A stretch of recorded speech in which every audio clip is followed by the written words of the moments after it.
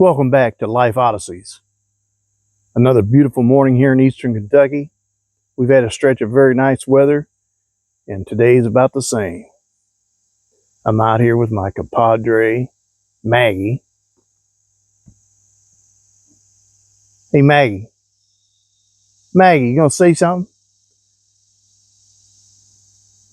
You can see she's a beagle, so she's got her nose busy. So anyways, today we're going to talk about the 1995 ARCA season. It was a season, it was a good season, a bad season. We ended up second in points to Andy Hillenberg. Some things happened during the season that I feel kind of give the championship away, and we'll get into that. So sit back and enjoy. I'm going to grab me a seat, and we'll get it right into it. Be right back. So here we are, sitting out here in front of the shop / shed / lean-to. A lot of things going on back there. I got a car lift in there that I use to do oil changes on the vehicles around here and minor repairs and stuff like that. But anyways, like I said at the intro, today we're going to talk about the 1995 ARCA season. We ended up second in points. Some things transpired during the season that kind of give the championship away. So we're going to get into those things. Following this video will be the 1996 season in review, and that'll be my last full season of driving for my father, Jack. And that'll be the next video after this. So in 1995, we started out the year, of course, in Daytona. I got my notes here I got to look at. And it was the race was pretty exciting. When we pitted, we only come in and put fuel in. We never changed tires. Gary felt that the tire wear was nothing to worry about and would last the race, which really they did. We ended up leading 13 laps of that race, and that was right towards the end. It says we started 16th and ended up 22nd. The finish doesn't really give it any justice on how good we ran, but we was running pretty good. Coming down, it's an 80-lap race. So somewhere around laps 67, 68, we took the lead, and caution come out, and we led some more laps. But we was kind of, holding up the cars behind us. We wasn't quite fast enough to lead the pack, but we was doing so, and I was finding myself having to do a little bit of blocking to keep them guys behind me.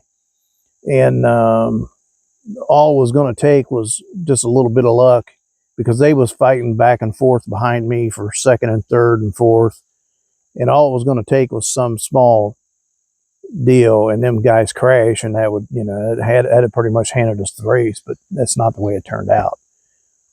So we ran lap after lap like that, trying to block these guys, and finally they got around me going into turn one with, I don't know, 3 or 4 laps to go. And nearly, they went around the outside. I nearly spun the car, got real loose when they got on the outside of me into turn one. Just about lost it. But we managed to save it and keep going. I don't know where we fell back to. It wasn't very much. And then I was racing with Andy Belmont. And I'm thinking, after the fact, the right front tire was flat after the incident, but I think I had the right front tire was running low on air, and I had a leak or something. And going through two, I got into his left rear, pushed right up into his left rear, and turned him sideways, and he got sideways in front of me, and the air lifted him up and landed him on the hood of my car. And I'll put some pictures up. And it kind of rolled on the hood, and then teetered, and kind of rolled up on the roof and teetered there for, seemed like it forever. And then finally he fell off the top of my car. And I joked about it back then. They asked me what was the first thing I thought when he was up on top of me. I was saying, like, get off. But yeah, it seemed like it took forever for that wreck to happen, but it was pretty quick. But Andy, he got the brunt of the worst deal, because after he got off of me, he started barrel rolling down the backstretch and completely destroyed his car. Our car was pretty damaged. The roof and the hood was damaged. And come to find out, the front clip was bent. I had to put a front clip on it before we went to Talladega. But yeah, it was an exciting end to the race. But I kind of wish it ended up differently, but it didn't. But all in all, it was a good race for us. Just the finish didn't show it. But it is what it is. So then we go to Atlanta, and dreadful Atlanta. I swear, Atlanta, even Michigan, them places was not good to me at all. It just wasn't. It says we started 15th and ended up 29th. And I got written here,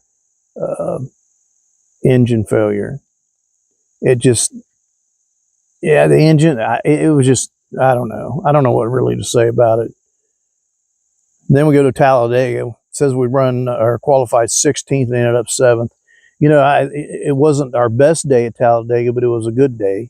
We finished, had a good top 10, and ran all the laps. So you can't really be too unhappy about that situation. It could have been a lot worse, say like Daytona. So then we go to Pensacola, and we've been having some pretty good runs at Pensacola. It says here we qualified 2nd and finished 3rd. Well, the short tracks was always my favorite part of the racing season was the short tracks. We did really well on the short tracks. The speedways, we was close, but wasn't quite good enough. And I blame that on money and the sources to having the right stuff to run those places. It just wasn't there, and it didn't happen. We'd get lucky every once in a while, but for the most part, we always had trouble on the speedways. And that's where we really should have shined. So anyways, we qualified 2nd and ended up 3rd at Pensacola. Then we go to Killcare. We sat on the pole and won the race. Typical Killcare. Those races, we started coming in later, midway through the race and putting new rubber on. Well, we'd end up getting a lap down, but we'd make the lap right back up with that fresh rubber. And we'd end up just winning those races on that strategy. Then we go to Flat Rock. It says here we sat on the pole and finished 3rd. Flat Rock was a good race for us, or a good track. That's where I got my first ARCA win, was at Flat Rock. So yeah, it was another top 5. So it was a good day for us. Then we go to Michigan. Like I said before, Michigan, Atlanta, really just no luck at all. It says we qualified 7th and ended up 17th. Man, I love running Michigan. I loved running Texas World Speedway and Atlanta, but it just wasn't good to me. I know I keep repeating myself, but it is what it is. So we qualified 7th, ended up 17th. Then we go to I-80 Speedway, which is in Nebraska, and it's a half-mile dirt. I think it was half-mile. It said we qualified 9th and ended up 6th. If I remember right, we ran the V6 out there in the Ford, and we just wasn't quite good enough. It was a steady race and a fairly good finish. Then we go to Owasso, Michigan. I think that was with the V6. We sat on the pole, and we finished 5th. And I remember our heat race. We was in the heat race with Ken Schrader, and I never drove so hard in my life was to try to win that heat race, and we couldn't do it. We was lacking horsepower big time. They was beating us down the straightaways bad. Excuse me. So I kind of knew we was in trouble. Now during the race, the field kind of came back to us some, but still the V8 was the way to go.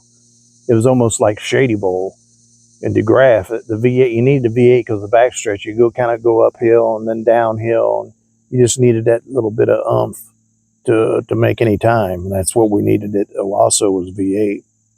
Then we go back to Flat Rock, and it says we qualified 11th and ended up 7th. That was kind of an off race for us at Flat Rock. Don't remember exactly what happened, but it just wasn't those typical Flat Rock races for us. Then we go to we do a pair of Pocono races, one back to back. I think it was on a Thursday and a Saturday. The first race, we qualified 2nd and ended up 12th, which really was a good day for us. We run pretty good during that race. Pocono was an okay track for me, but sometimes we'd end up having engine failure there too. The second race was kind of it was, for one, it was extremely hot that day. And it says we qualified 10th and ended up 27th. We fell out due to heat exhaustion, and that was my own doing. I failed to put any, I felt that I wasn't going to need any ductwork to help cool the race car any, and it was a serious mistake. It wasn't but 10 laps into that race. I think we lasted half the race, but it wasn't more than 10 laps into that race. I knew I was going to be in trouble because it was almost like being in a microwave oven. It was terrible. I mean, it was really terrible. Finally, and I'd do the same thing over again. Finally got to the point where, I had to be smart about this deal. Even though I caught extreme amount of grief over it, I still say I did the right thing. Maybe I should have done things different so I wouldn't have been in that position. Probably been in more physical shape and things to do to the car. But I felt that I better park this thing because I'm telling you, I wasn't well. And I still say it was the best decision because I didn't want to take a chance on wrecking the race car, hurting myself, or involving somebody else in my doing. So the best thing to do is park this thing. And yeah, I mean, I caught a lot of hell over that. But the TV guys come over there and stuck his head in that car after I got out. He says, "Oh my God!" He said, "My God, how in the world can you even stand to be in that thing?" It was that hot, and our cars was painted black on the inside, so that didn't help matters none. But just wasn't getting any air, and I'm telling you, you could have fried an egg on the floor of that car easily. So you live and learn. I caught hell over that deal, so it is what it is. But I think that was probably the turning point. Well, that was probably the mistake that I made during that season that cost us the championship. It is what it is. I'll still do the same thing over again, but I think that cost us. So then we go back to Killcare. Started on the pole and ended up 13th. I don't remember how we ended up 13th. I just don't know Killcare, but we did sit on the pole. Then we go back to Flat Rock. It says qualified 3rd and ended up 5th. So that's a pretty good race for us. Wish we'd have done better, but it seems like we do pretty well there. So we ended up 5th. Then we go to DeGraff / Shady Bowl. We started on the pole and won the race. And that was what I was saying. We used the V8 car there. And we led every single lap of the race from start to finish. I remember kind of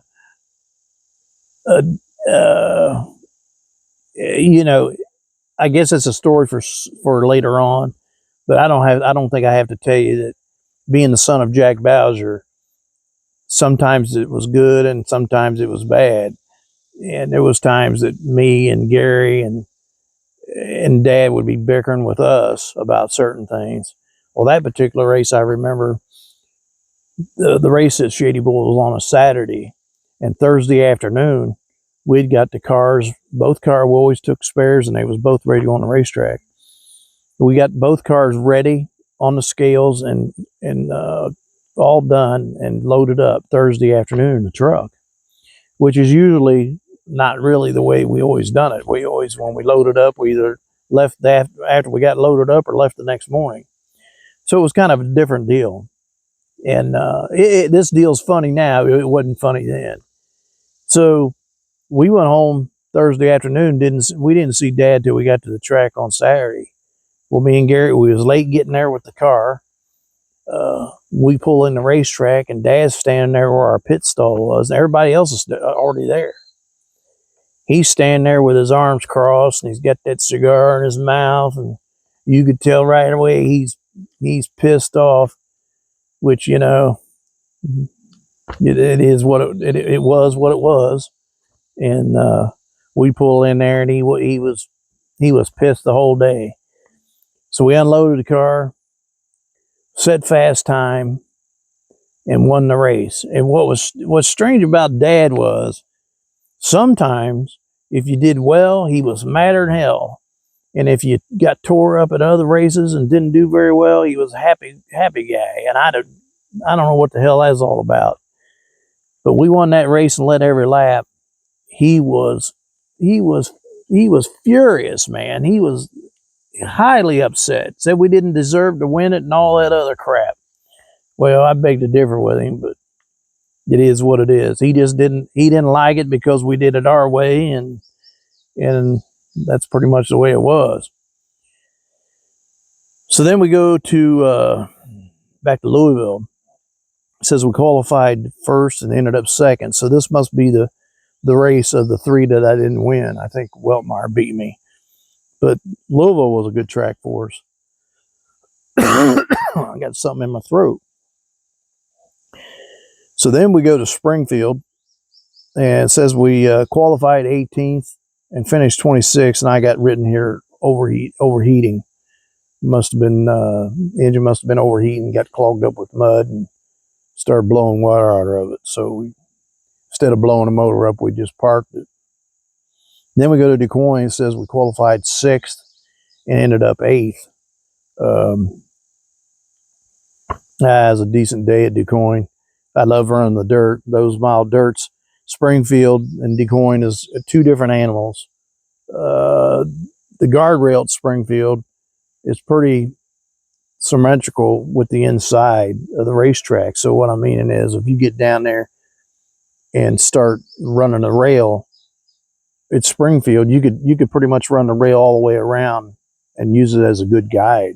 And believe me, there's been a few times where I'd hit the left front fender on the guardrail coming through them turns and just put a small mark in the fender. But Du Quoin was a different deal. You couldn't use the rail because it kind of went in and out. You'd go in like it in turn 1, and the guardrail would kind of go inside, and you had to drift out a little bit and then cut number 2 off up against the guardrail. I don't know if you can see Maggie back here. She's sniffing around. I got to watch her every once in a while because she'll like to get into something that stinks and roll in it, which I know it's a dog thing, but she's a good dog. But anyways, yeah, you can't use the guardrail at Du Quoin as a good guide. I mean, yeah, you can going in and coming off, but the centers, it'd have you all screwed up. Salem, it says here we qualified 5th, ended up 7th. So day at Salem. Salem was a good track, but not that day.